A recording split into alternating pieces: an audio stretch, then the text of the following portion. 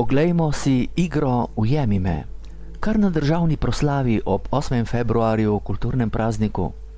Zagotovo smo v Sloveniji nek poseben narod. Svojega dozdevno največjega pesnika Franceta Prešerna praznično obeležujemo kar na dan smrti. Slavimo ga na dan odhoda na drugo stran kolesa življenja, namesto na dan njegovega rojstva. To, da je slovenski narod teptan že tisočletja, pač ni skrivnost niti meni, niti vam. Narodu, ki ima toliko potencialov, pa ne samo v naravi, ampak tudi v znanjih in v bogatstvu vseh vidikov življenja, se mora namreč ubiti v glavo. Slovenec, od nekdaj tlačan, podložnik in podobno. To je zapisano tudi v slovenskih učbenikih, naprimer zgodovine.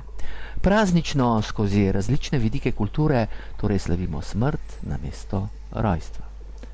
Mar preko tega nezavednega vpliva ne slavimo tudi svojih lastnih narodovih omejitev?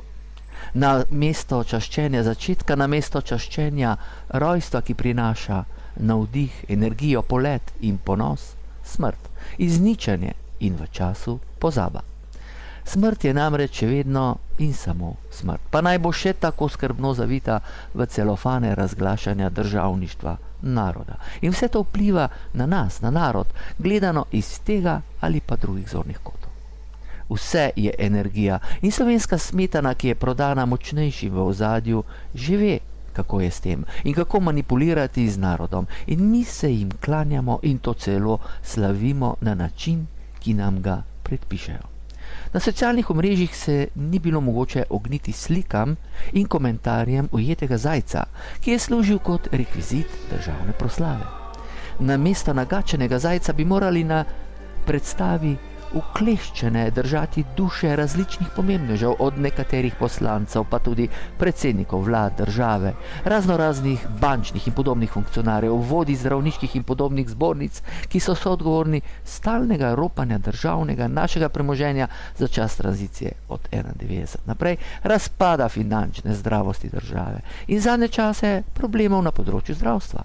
V kleščah bi namesto nagačenega zajca morali držati evropske rokomavhe in vse, ki sodelujejo pri udejanjanju zla privatnega kapitala. Da opomnim, Svetovna zdravstvena organizacija WHO se v 80% financira strani privatnega kapitala. Skriva pa se za fasado mednarodnih in lokalnih državnih inštitucij. Naj bo jasno, tam, kjer je prisoten privatni kapital oziroma denar zasebnih vlagateljev, je človek običajno samo potrošno blago. A oblastniki, tudi kulturniški, so raje predstavili dejansko stanje v fikcijo. Na letošnji državni proslavi 8.2. so v kleščah, pravijo, da kulturno, neboleče, predvsem humano, držali kot ozadje recitacij kar zajca.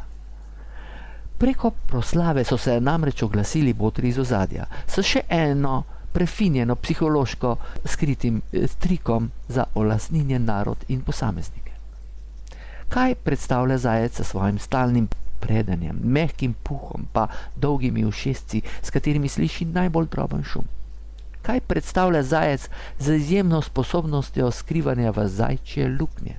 Seveda urnost, hitrost, samosvojost, sposobnost izmikanja pa s tem, in tu smo Slovenci kar dobri. Tega pa prodana elita pri lastnih državljanih ne prenaša dobro. In ravno te lastnosti ukinja.